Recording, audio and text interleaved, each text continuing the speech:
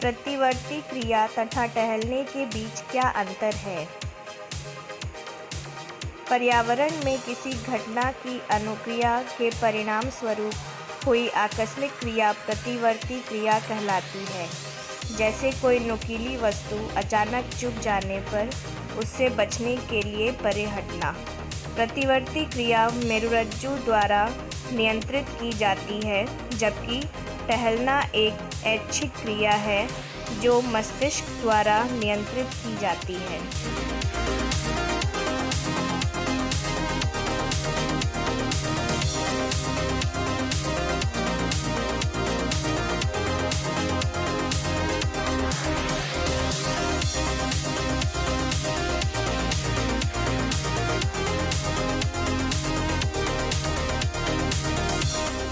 दो तंत्रिका कोशिकाओं के मध्य अंतर्ग्रथन में क्या होता है?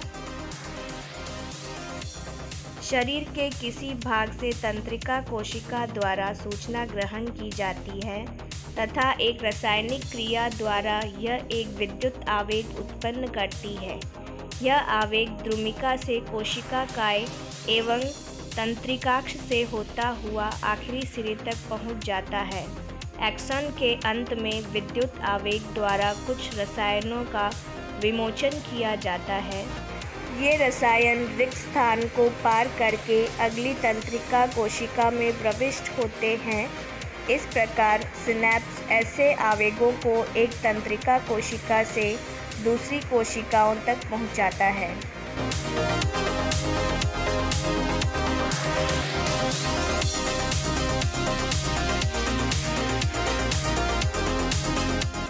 मस्तिष्क का कौन सा भाग शरीर की स्थिति तथा संतुलन का अनुरक्षण करता है?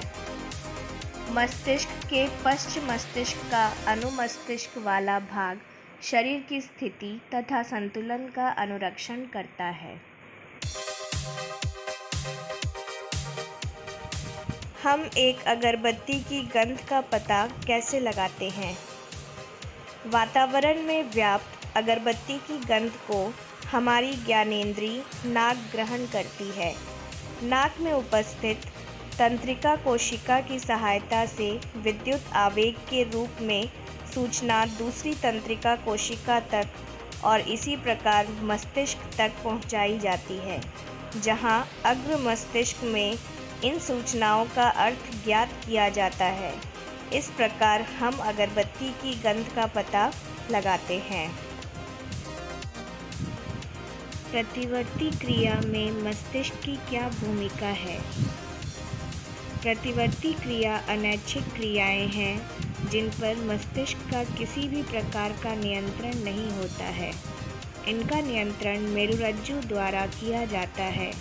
मस्तिष्क सिर्फ प्रतिवर्ती क्रिया में होने वाले कार्य की सूचना अपने अंदर एकत्रित करता है।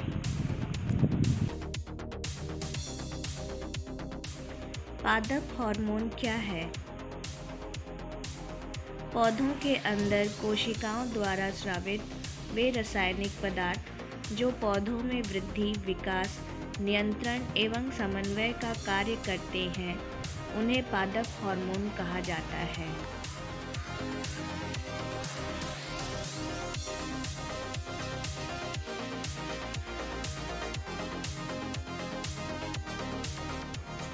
छुई मुई पादप की पत्तियों की गति प्रकाश की ओर प्ररोह की गति से किस प्रकार भिन्न है? छुई मुई पादप की पत्तियों की गति स्पर्श उद्दीपन के कारण होती है। इसमें पत्तियां मुरझा जाती है तथा किसी प्रकार की वृद्धि नहीं होती है। यह अनुक्रिया तुरंत होती है। इसके विपरीत प्रकाश की ओर प्ररोह की गति एक वृद्धि गति है, जो प्रकाश उद्दीपन के प्रभाव में प्रकाश संवेदी रसायनों से उत्प्रेरित होती है।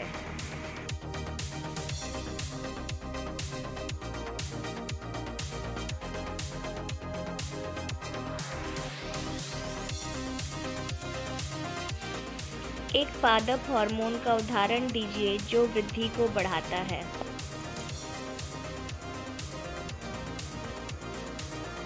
पादप हार्मोन जिब्रेलिन वृद्धि को बढ़ाता है।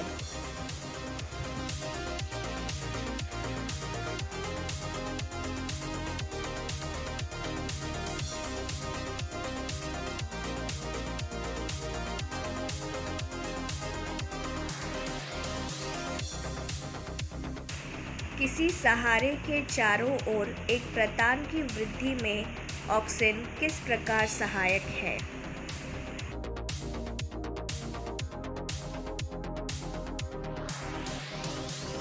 ऑक्सिन नामक हार्मोन प्रारोग के अग्रभाग में संश्लेषित होता है तथा कोशिकाओं की वृद्धि में सहायता करता है।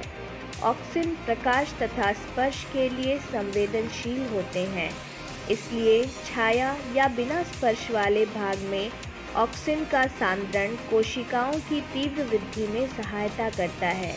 मटर के पौधे की भांति कुछ पादप प्रतान की मदद से ऊपर चढ़ते हैं। जब ये किसी आधार के संपर्क में आते हैं तो प्रतान का वस्तु के संपर्क में रहने वाला भाग इतनी तीव्रता से वृद्धि नहीं करता है, जबकि बिना स्पर्श वाला भाग ऑक्सिन के अधिक स्रावित होने के कारण तीव्रता से वृद्धि करता है। इस प्रकार प्रतान वस्तु को चारों तरफ से जकड़ लेता है। जलानुवर्तन दर्शाने के लिए एक प्रयोग की अभिकल्पना कीजिए।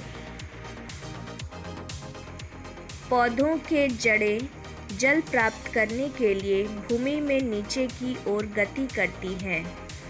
इस गति को जलानुवर्तन कहते हैं।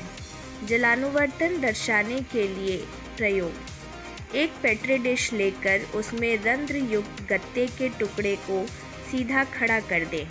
इसके एक भाग में मिट्टी भर दें तथा दूसरे भाग में जल भर दें। मिट्टी वाले भाग में कुछ अंकुरित बीज उगने के लिए रख दें। अब इस संपूर्ण उपकरण को 3-4 दिनों के लिए ऐसी जगह पर रखें जहां पर्याप्त मात्रा में सूर्य का प्रकाश तथा वायु हो। 3-4 दिन बाद देखने पर हमें निम्नलिखित बातें देखने को मिलती हैं। जड़ें जल की ओर मुड़ने लगी हैं। प्ररोह जल के विपरीत वृद्धि करने लगा है। अतः यह निष्कर्ष निकलता है कि जड़ों में धनात्मक जलानुवर्तन होता है और प्ररोह में ऋणात्मक जलानुवर्तन होता है। जंतुओं में रासायनिक समन्वय कैसे होता है? जंतुओं में रासायनिक समन्वय जंतु हार्मोन द्वारा होता है। यह शरीर के भीतरी वातावरण को संतुलित दशा में बनाए रखने में सहयोग करते हैं। यह अति सूक्ष्म मात्रा में उत्पन्न होते हुए भी विभिन्न क्रियाओं को कराने में सफल होते हैं। फिर भी इनके कम या अधिक स्रावित होने पर शरीर में कार्यात्मक रोग होने की संभावना हो जाती है।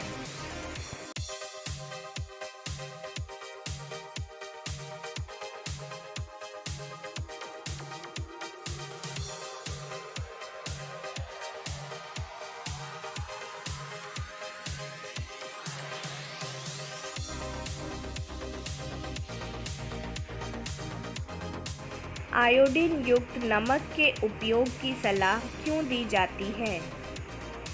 आयोडीन गले में स्थित थायराइड ग्रंथि द्वारा स्रावित हार्मोन थायरॉक्सिन के संश्लेषण में सहायक है।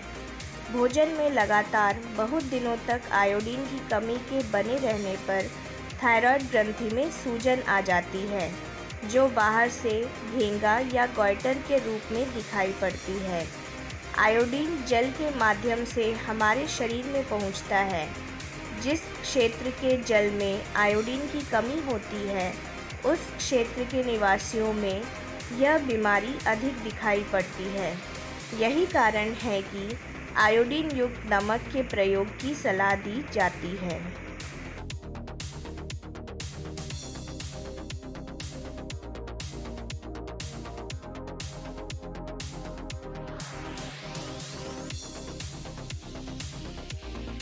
जब एड्रेनालिन रुधिर में स्रावित होती है तो हमारे शरीर में क्या अनुक्रिया होती है?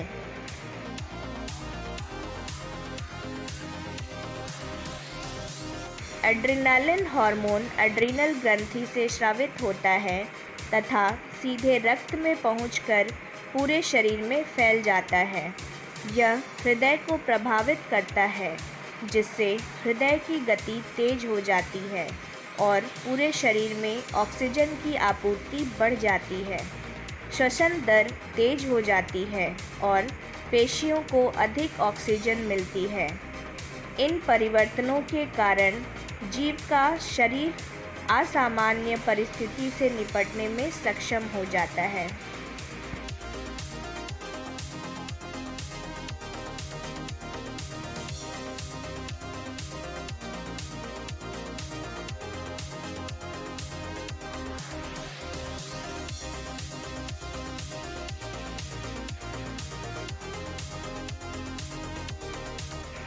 मधुमेह के कुछ रोगियों की चिकित्सा इंसुलिन का इंजेक्शन देकर क्यों की जाती है? मधुमेह रोगियों में इंसुलिन नामक हार्मोन की कमी हो जाती है। इस कारण रुधिर में शर्करा का स्तर बढ़ जाता है। इसे नियंत्रित करने के लिए मधुमेह रोगियों को इंसुलिन का इंजेक्शन दिया जाता है।